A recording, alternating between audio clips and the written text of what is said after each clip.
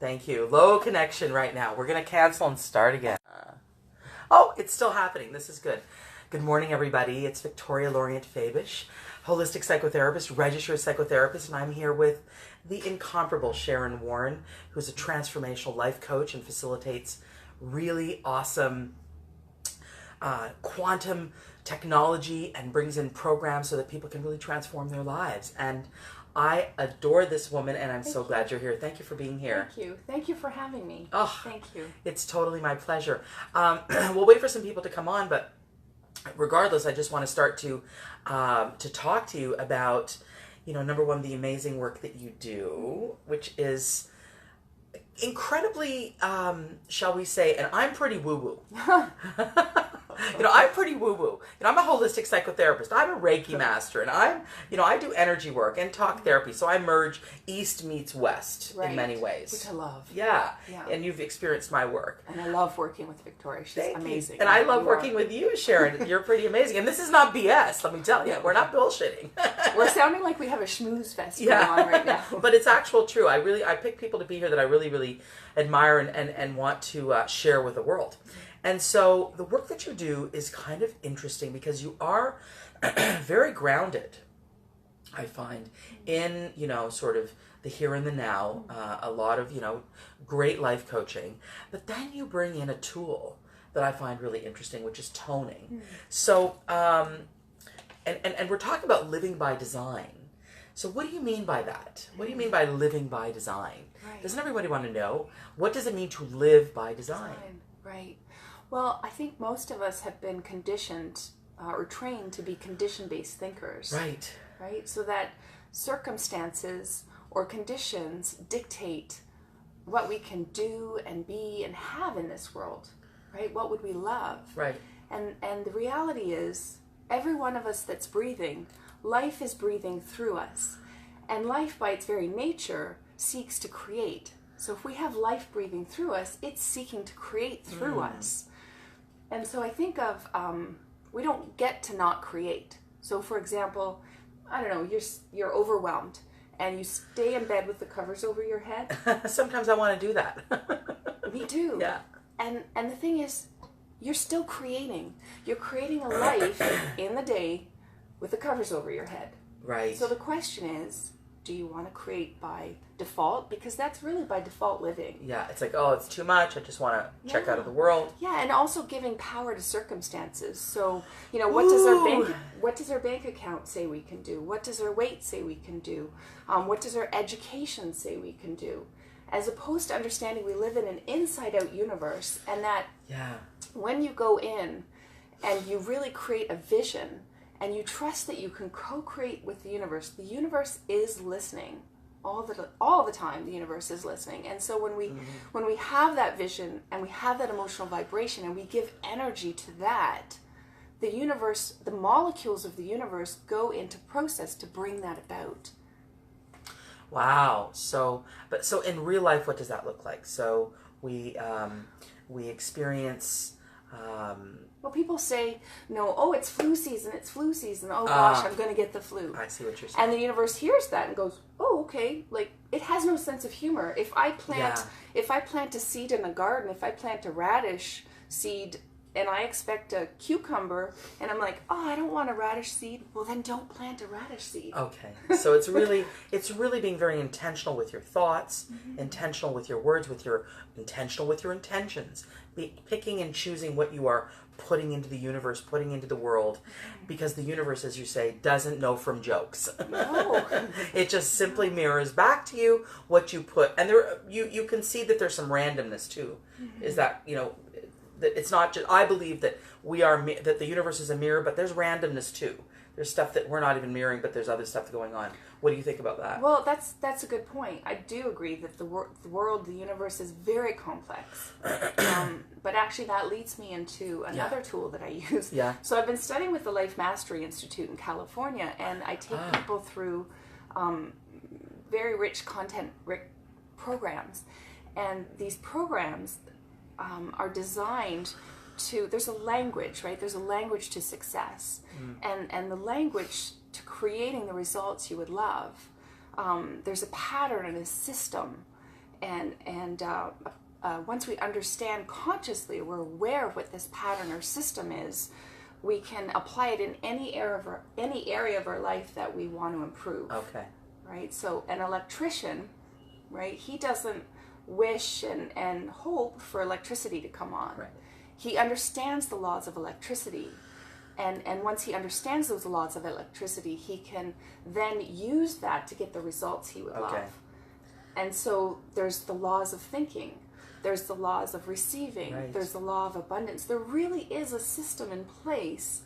And that we need to tap into. Right. Okay. Right. And so I take people through like 12-week programs or 6-month programs, and it's a step-by-step process to rewire and reframe, you know, our past habitual thinkings.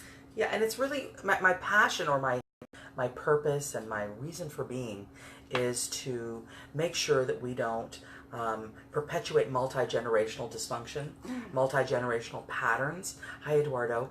And so as a result, there are many methodologies to get that. And, you know, and rewiring takes a lot of work. I talk about change, you know, is awareness, but awareness alone can do nothing. But awareness is important. It's a beginning step, right? Yeah, it's a step. But you need courage to want to have really change, and then willingness, and then the most important one is repeat. But this is, it seems to me that when I think about the work that you do, it almost facilitates a little bit more of a streamlined process toward the change. Yes. What do you think about that? Yes, it's a very... It's like a vehicle or a tool to facilitate it in a little faster way or in a little more efficient way. Yeah, thank you. That's well put. Yeah. It's a very elegant system. Yeah.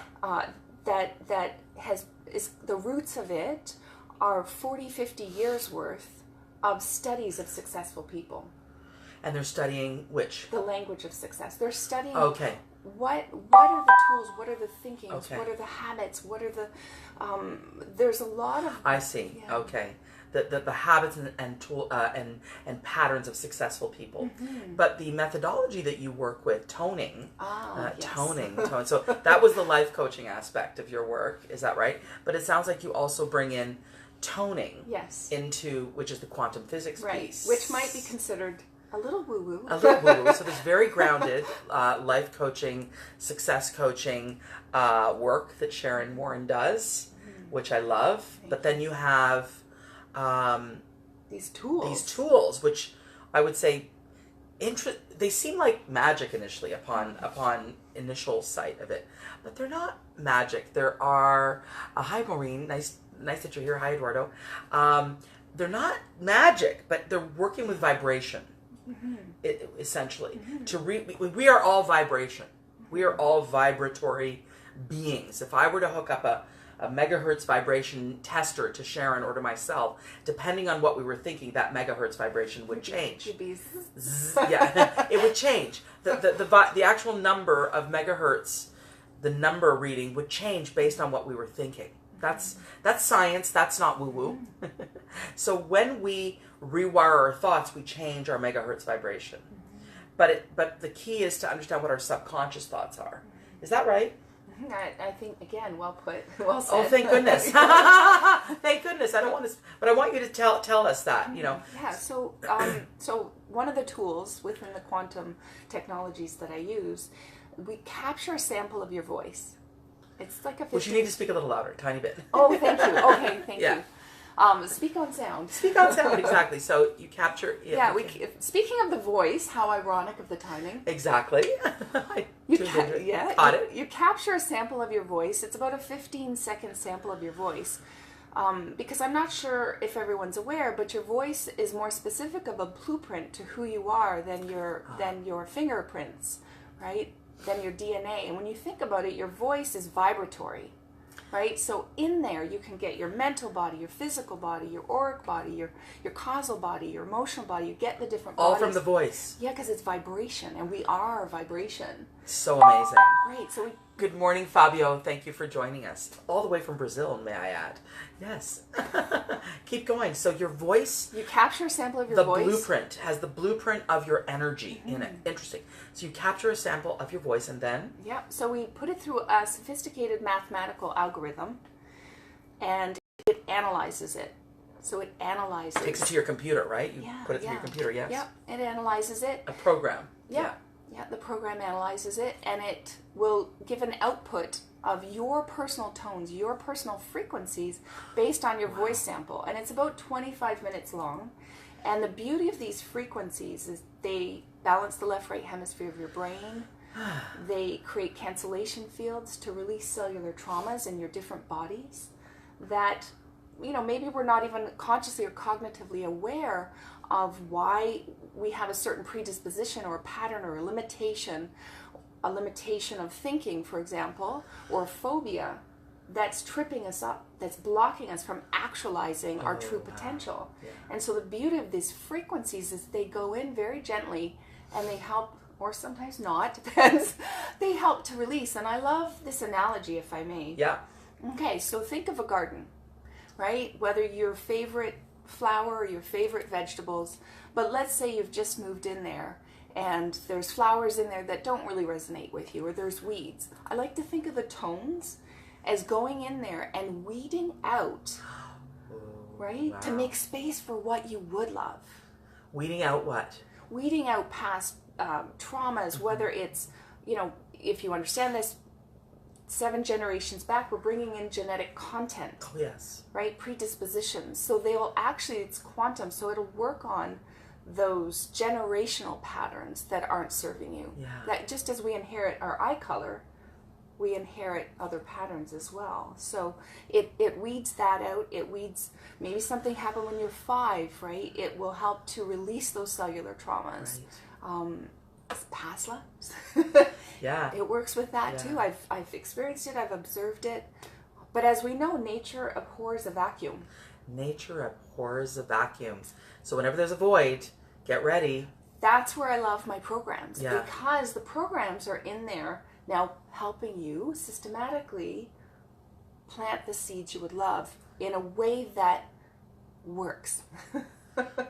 Yeah. Yeah.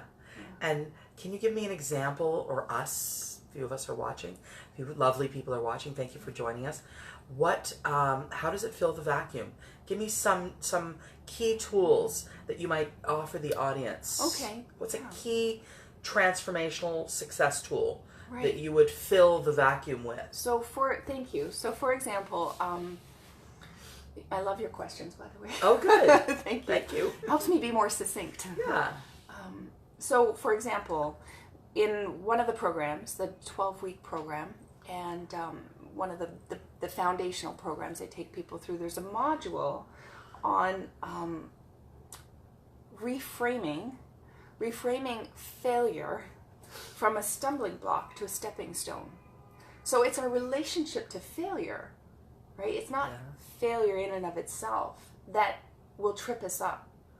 So Thomas Edison, for example, was asked, oh my goodness, you know, I understand it took you 10,000, I'm paraphrasing, it took you 10,000 failures to come up with the incandescent light bulb. And he said, I had no failures. It was all feedback. Right. And a lot of people don't know that Babe Ruth, the year he hit the most home runs, and how many years later, and I'm still talking about Babe Ruth, is the year he also hit the most strikeouts. So, is that right? Yes. Wow. So there's this whole system to developing a different relationship to failure. Developing a different relationship to failure. How incredibly useful is that? And, you know, we're both Aries. we bond on our Aries nature, our Aries being. But I think that, you know, one thing that I know as a proud Aries is that, you know, we like to be directional about, you know, just moving forward into our goals and all this stuff. But coping with failure can be extraordinarily debilitating. Can be debilitating, really tough on the good old ego that we're working to banish, but or to at least, you know, calm the egoic, you know, being. And so this, and I've experienced some of this work, this really helps to allow for experimentation to be the main impetus or the main intention, not success, which success comes when you, I believe, stop seeing your implementation as your experimentation as a cumbersome thing. See you're experimenting, see you're trying as you are successful because you're trying. It's sitting in the dark with your covers on top of your head where, well, I don't even see that as a failure of any kind, but it's still just a choice to not engage. It's a learning. It's a type of learning that is like, I'm just tapping out for a while, which we're by the way entitled to.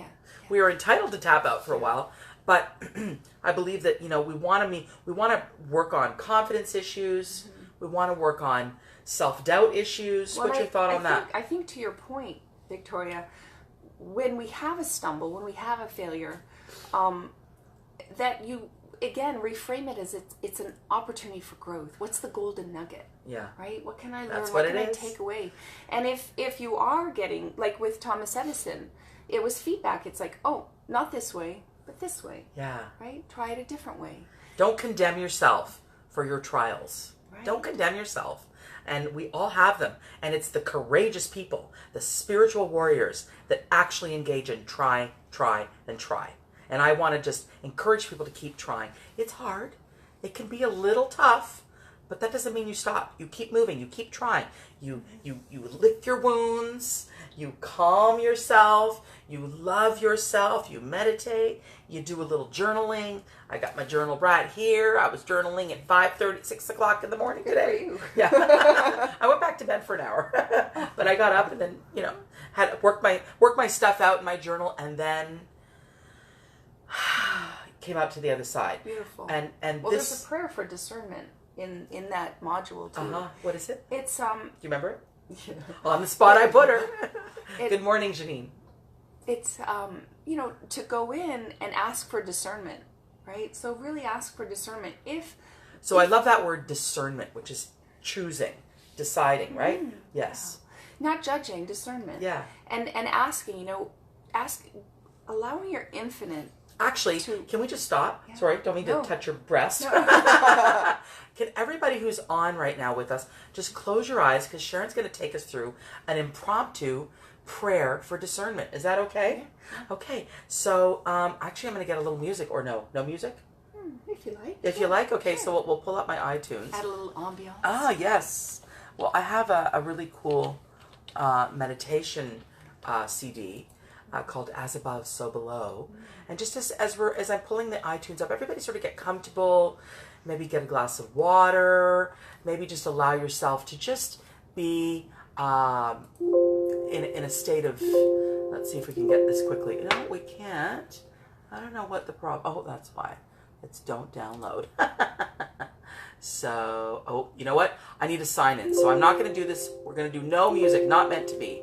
Let's have you just come on to lovely Sharon. Okay. We'll just have silence behind us.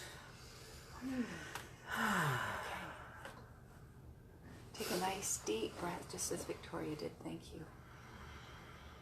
And feel the beautiful infinite energy there supporting you, coming in through your crown chakra. Feel the beautiful energy coming in from the infinite, supporting you, coming through your crown chakra. Ah, yes.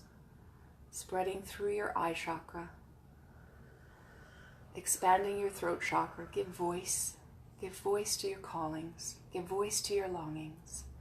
Step into it. Allow that beautiful breath and energy to move through your solar plexus. Vibrate through your root chakra, out through your legs, and feel your feet, the soles of your feet on the ground, the earth supporting you, that ball of magnetic energy in the center, gravity. You don't have to push your way through, you can just allow it to be and feel supported. And lean into something you would love, an area you would love. And maybe you've tried that. You've followed your calling, you've followed your longing, and you didn't receive the results that you would love. So feel into that, lean into that. And ask the infinite, Ask yourself, your higher self, if this action step, if this calling, if the steps and the action steps you took, if you're feeling blocked in it, if it's for your higher calling, for good for you, for others, for the collective, increase my passion for this. Increase my passion. Oh, I love that. If it's not, if it actually is a block because it's meant to be a different way, it's a different road, then give me the discernment to know which direction to go in, and the discernment to let it go without seeing it as a failure, just seeing it as feedback. That's okay, it's feedback. Give yourself permission to play in the sandbox, to get curious and try it a different way. Just take a nice deep breath and just be still with that. And you can say this before bed and sleep on it and see what comes to you through your dreams in the morning. You can open your eyes when you're ready. That was amazing.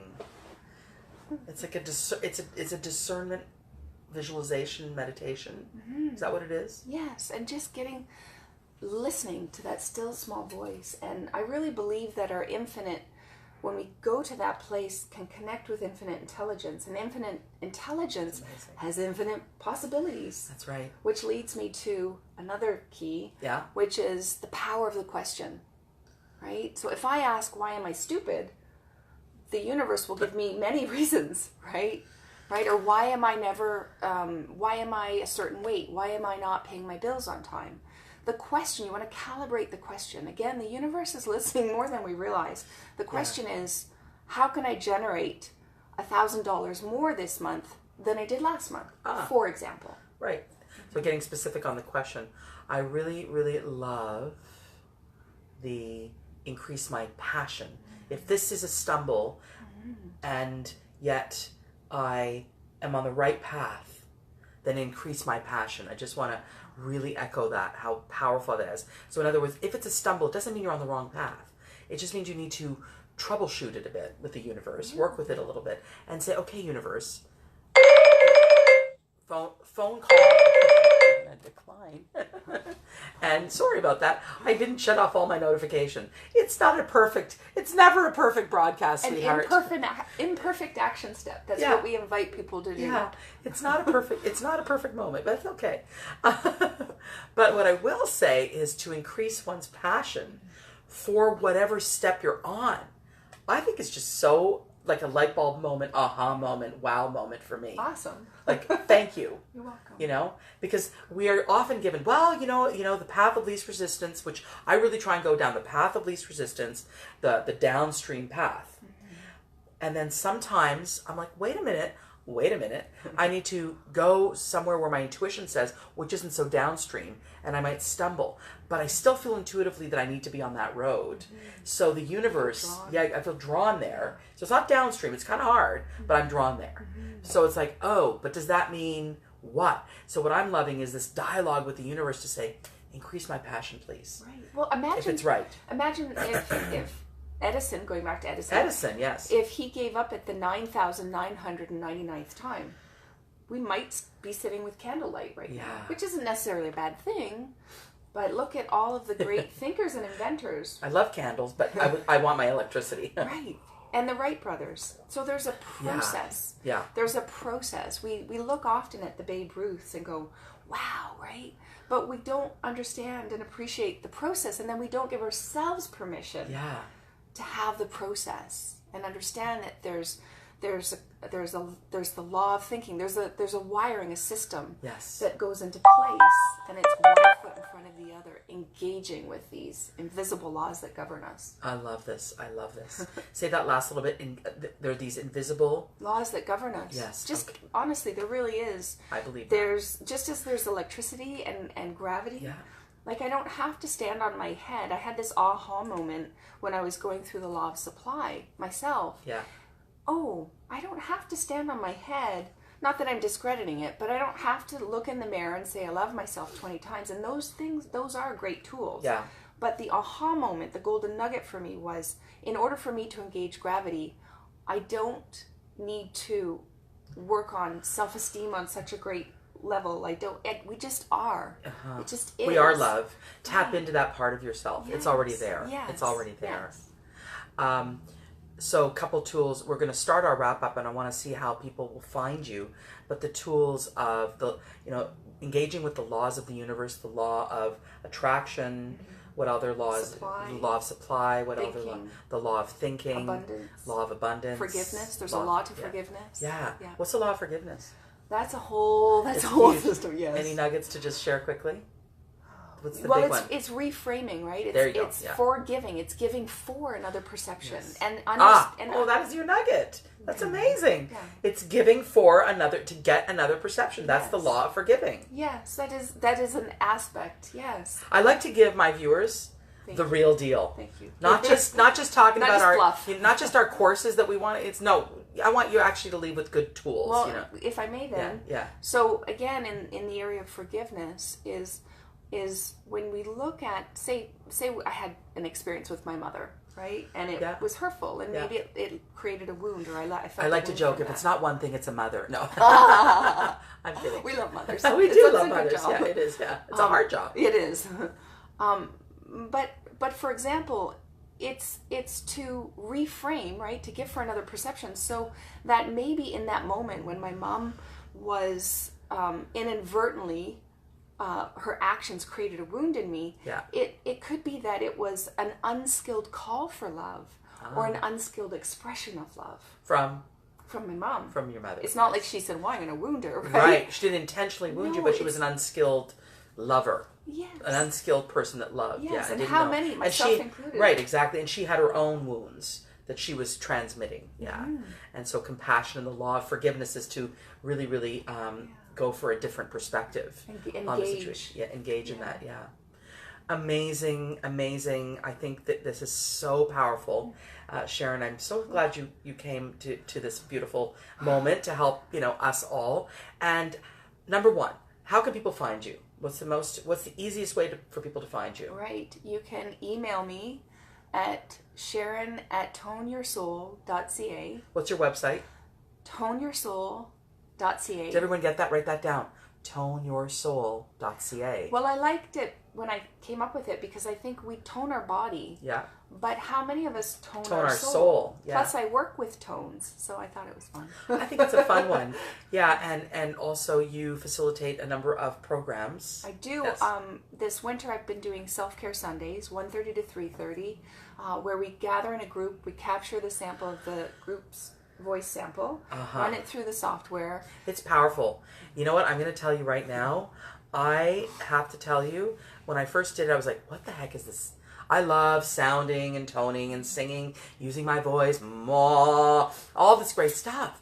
But this is a different kind of cat. It is. And we run the frequencies through instruments called iCubes. That's a whole nother conversation. They're beautiful instruments. Again, for transformation, for acceleration. Coming out to a group is a great way to experience them. Yeah. Dip your toe in the water. Well, that's what I did. I went to a group. The fun story about Sharon and I is that her partner went to high school with me, which is just one, and knows Lisa from yesterday's show. So what I'm hearing is come to a group to try it, and it's just such a gentle environment. It's in Toronto, so contact Sharon. Go to toneyoursoul.ca. And is there anything? I can do remote tones too. Okay. So Brazil. Okay. I can do a remote. Send me an email, and I'm actually just about to put a little video on my website under tones. Yeah. Just taking people through step-by-step process of how to do a remote. It's very easy. How can they find you on social media? Tone Your Soul for Facebook. I'm on LinkedIn. Tone Your Soul. Great. Tone Your Soul. It's all one. Tone Your Soul. And is there anything specific you want to leave the audience with, in terms of what you're offering? Right. Or have we done what you want to talk about? I mean, come out to see me at a group. I do private sessions with quantum sound sessions. Good. I do evocative coaching in those. I do Reiki. Awesome. I use essential oils. Awesome. So I do a myriad. If people are interested in the quantum aspect, great. If you're interested in the programs, great. But I will merge the quantum in with the programs because I find it accelerates. So there's myriad. So before we go, Fabio's asking, how about reframing guilt? So many people have a hard time dealing with it. Any tips? I want you to troubleshoot that for a moment. Yes. Guilt as a way to reframe it. Yes, that's a very good question. So again, with forgiveness, and there's a whole process to take people through. There's different forgiveness prayers to take yourself through to forgive yourself. Right? So start with self-forgiveness. Right, and understand that your action was unskilled. Maybe. Perhaps. Because there's a lot of people having guilt for no reason. That's true. So really, I really believe troubleshoot yourself and find out what happened. Did you transgress? Did you make a mistake? Did you harm someone inadvertently? Okay, do that work. The tones are also good for that as well, because sometimes we're not cognitively aware, but the beauty of the tones is you don't need to be. They will work on a very deep level to release said guilt that we're hanging on to, whether we're aware of it or not. So it's a tool. It's a tool to use that. The tones will do that. And from a life coaching and psychotherapy perspective, one of the things that I talk about in terms of neutralizing guilt is know your value system. Know what's important and right to you. So you may have hurt someone inadvertently, but obviously not intentionally. And in that case, that happens, and there's maybe an apology or whatever it may be. But I really ask people, don't ascribe the word guilt to just anything. If you've done something wrong, use the word guilt. I feel guilty about that. I'm sorry I did that. But if you've just in some way stood your ground, but that other person was offended, hurt, don't use the word guilt there. You might say, I feel sad because that other person was hurt and I really didn't want that to happen. But I find people need to really work on troubleshooting, not just using the word, I feel guilty. Try to go beyond, I feel guilty, and understand what actually the experience was. And then, of course, there's these great tones that you can, unbelievable tools to very efficiently rewire that autopilot feeling of guiltiness that shows up so rampantly in people's beings. And reframe the word guilt. Use the word regret instead. Use the word, I feel sad that. But use only the word guilt for very specific things. Like you did something actually wrong. Like you punched someone. God forbid. Or I'm sorry about that. You did, this is the kind of stuff that I want people to do. Don't just automatically experience that guilt. Yeah. Thank you. Beautiful. Thank you. Tell me one last thing that you want to leave everyone with that you would say at the end of a group, because we're ending the group now. We're ending our group experience. So just really notice what you're noticing this week. Notice where you're putting your energy. Where's your thoughts? Where are your energies? Because the art really is in the visioning. The science is in your emotional vibration, what you're putting out there. So if for example, the art is in the visioning. Is that what you said? Keep going. Yeah. Love it. So for example, if you're, would love a week where your relationships are rich, right? And they're satisfying and life-giving, then don't put your focus on the lack. Yeah, right? I don't have that. Yeah, put your focus in on what you want to create. And lean into where the lack is. So for example, if you are feeling disconnected with some family members, send a card. Send an email. So don't wait. Lean into it and give. And sometimes send love. Just psychically through the airwaves. If you don't want to do a card is great. But sometimes I'm not sending a card. But then just engage in sending love. That works so profoundly, I want to say. Yeah. Okay? So notice where your energy is. And notice your thoughts. Thank you so much for joining me, lovely Sharon. Thank you. How was this for you? It was great. Thank you. Yeah. You're an amazing host. Thank you so much. I really want to thank you for giving me a voice, a platform to share. And we'll have you back. We'll have Sharon back. Yeah, we'll be maybe more specific. We'll work with how to work with difficult emotions or something. So thank you again for joining us and for being here. You can find me on visualizationworks.com, my website, where you can find my programs, my books. You know about my books. Find Yourself Culture and Connecting, Rewire Your Relationship Culture. And you can find me on my group. Join my group, Positive Self Culture. positive self-culture, relationship culture, family culture, and on LinkedIn. And also, if you're finding me on YouTube, subscribe to my channel. It's Ask Victoria. I will be sharing this video widely, but please, you share it with your people too, because sharing is caring, and Sharon is Karen, and sharing is caring, and I just want to wish everyone a brilliant, gorgeous day. I love you. Big hugs. Talk soon. I'll come at you tomorrow with another juicy topic. Bye for now.